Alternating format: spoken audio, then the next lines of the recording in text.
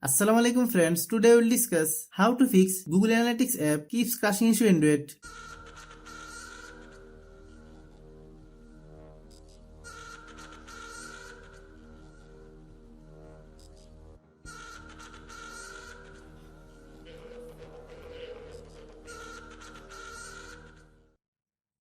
Click settings,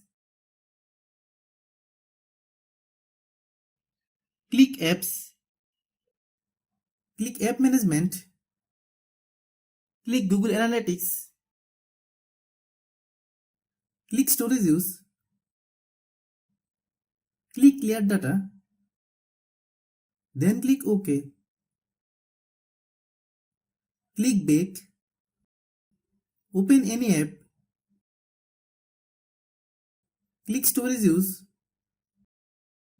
click clear cache. Same process, step by step clear all app cache. Click about device, click storage, click clean,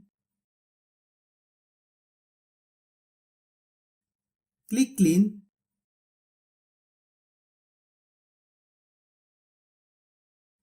then open Google Play Store, then search Google Analytics, click Google Analytics. If you get any update, please update.